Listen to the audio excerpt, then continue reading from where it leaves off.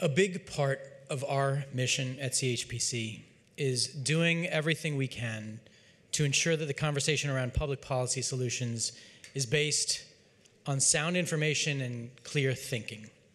To torture further an opening day metaphor, we got to call them like we see them and keep our eye on the ball. The next several folks we're going to hear from are all part of making this happen.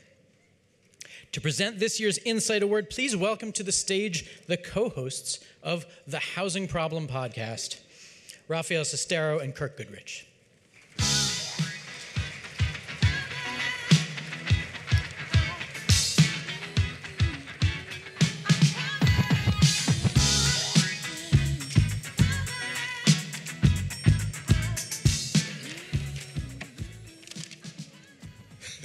Good walk-up music. That's good walk-up music. We don't usually get that good of music walking up. I'm Rafael. And I'm Kirk. And we host the Housing Problem. Well, somebody listened because they laughed. That's good. You can find the Housing Problem podcast wherever you get your podcasts. And that was our plug. We really hope that you look it up and listen. We started our podcast because we were struggling to figure out a way to talk about the issues that Kirk and I have spent 30 plus years working on and struggling with, as so many of you in this room have. And we wanted to bring together guests who also have real life practical experience trying to solve New York City's housing challenges. The idea is to get the knowledge and experience that we and other practitioners have into the public discourse, which can otherwise be dominated by people who know less and talk more. And not only are we really passionate about affordable housing, but we're really passionate about this podcast because we think it's an opportunity to bring to life the stories and the struggles of people who have worked long and hard in neighborhoods and communities all across this city. And bear with us here, we're looking for ways to reach an even bigger audience. Now, you guys know we've had some of the biggest names in the New York City affordable world on our podcast. Almost that whole table right over there. Yeah. And several people who want to be on who haven't been on yet. Don't worry. But we thought to ourselves, what if we tried to get even bigger names into the conversation? And so here's a sneak preview of what we're working on. When you define a problem, you can solve it.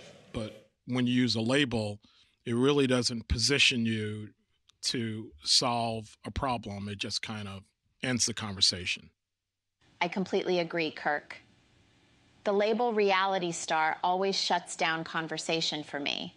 Like the other day, I was trying to talk to Richard Roberts about how, the Fed's actions to mitigate inflation is going to impact my real estate portfolio.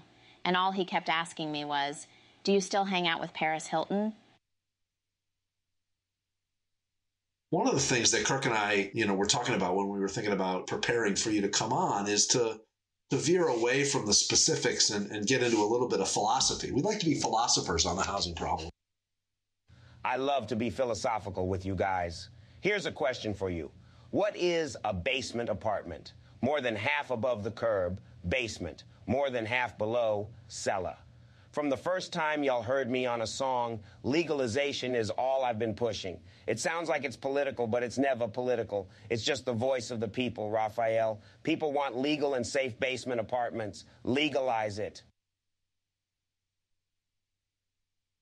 What are those things that are the top priorities for you, and how do they fit into how you see the housing problem and how solutions can be created?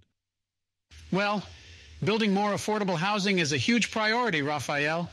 But you know what else is important? I need you guys to get me a good seat at the CHPC luncheon or gala or something. Come on now. I've been hearing good things about this CHPC. I've been hearing good things about the chandeliers. I've been hearing good things about the donuts. Help me out here. Just squeeze me in next to someone from HPD or something. There's a chance that Kirk and I might have tasted the donuts that are at the table. Just a chance. Cream pie. Cream pie. Okay, all right. Look, those aren't real guests. That's the miracle of technology, so don't get too excited. I'll blame the former CHPC executive director, ChatGPT, for that idea. But now seriously, we have a job to do, and it's time to introduce our final awardee. Jerusalem Demsas, in her own way, is also focused on the housing problem. As a staff writer for The Atlantic, she has documented the inability of political institutions to address housing challenges across the U.S. She is making important contributions to our public discourse, building a public understanding of the relationship between housing supply and homelessness, economics and lived experience, gentrification, and the challenges young people face in finding housing. If you haven't read her work, we suggest you get started. To accept CHPC's Insight Award, please welcome to the stage Jerusalem Demsas. Don't it always seem to go that you don't know what you've got till it's gone? They paved paradise, put up a parking lot.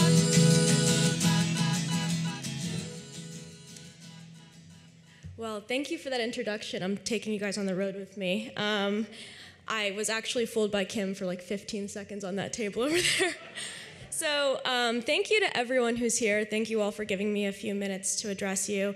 And of course, thank you to CHPC and Howard's whole team. As someone who can barely organize a birthday party, this is extremely impressive.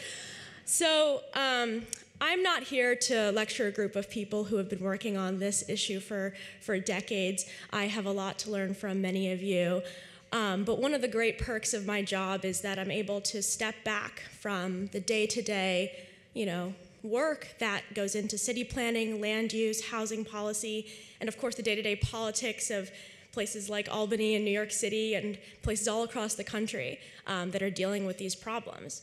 And when I travel to cities like Denver or to San Francisco or report in areas like Minneapolis and New York City and Westchester and Tacoma Park, Maryland, Arlington County, Virginia, every time I go to these locations, I'll hear really specialized answers about what's going wrong. I'll hear about a local developer and the history the community has with this company, or I'll hear about in the Mountain West about the history of conservation and open spaces that makes people very suspicious of new development, even if they want affordable housing. Or I'll hear about a history of gentrification of a specific community and the fear that that community has about dealing with a local government. And each one of these specialized individual stories are really helpful for understanding the local context of these housing fights. But when I step back, every story I write, even though it includes these details, it includes these stories and quotes from people who are working in these communities, you tend to see the same story being played out all over the same country, right? You see stories of, and you see institutional design, which is hostile to renters. You see bias against multifamily buildings. You see anti-black bias, and you see and you see a preference for homeowners and for folks who have a greater degree of stability in a community. And you see all of these things, and it becomes clear that while there are, of course, local context, there's a national story here that is really important to understand that's playing out in suburbs, in exurbs, in big cities across the country. And the reason why I bring that up is because we tend to talk about this as just a housing policy crisis, but I think that really it sprouts from a crisis of local democracy and of representation. And everyone in this room knows very well that, representation is a problem in local government, even in a city like New York, where people are very engaged and there's a lot of local media relative to the rest of the country. You still see very low rates of voting. You still see in community participation meetings large discrepancies between the people who show up and who are heard and the community itself. So you all know about that, and we all talk about that a lot. But what we often don't talk about is something that I think is probably even more important, and it's something that political scientists talk about as the boundary problem, and it's deciding who is even a part of the democratic body to begin with.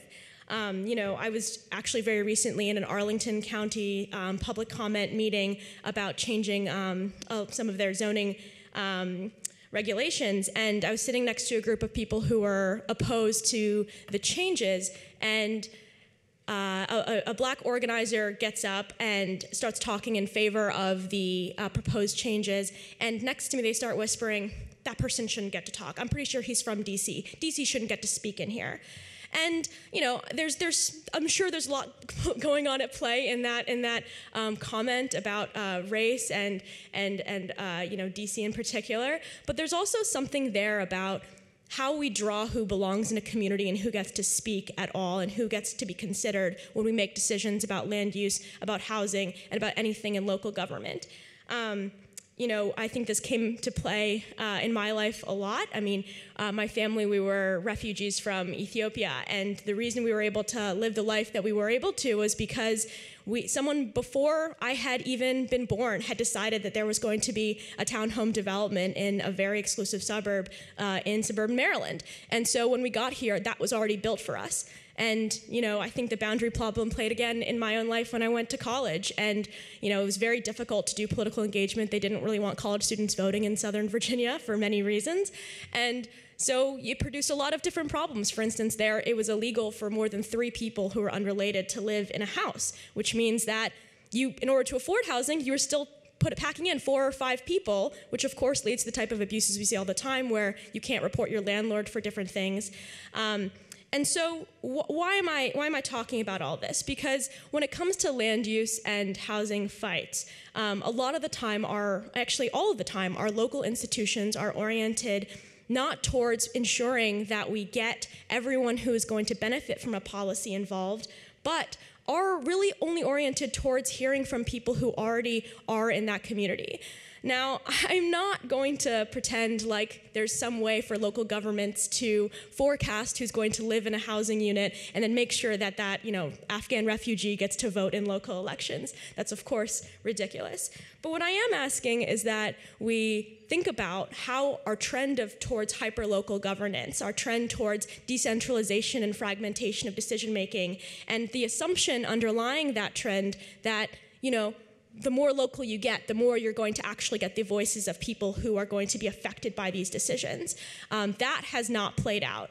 And for many people, they feel like these changes can be done in a very, marginal manner, that all we have to do is make it a little easier to vote, that all we have to do is try and reach out to this community a little more and get them involved in this community processes.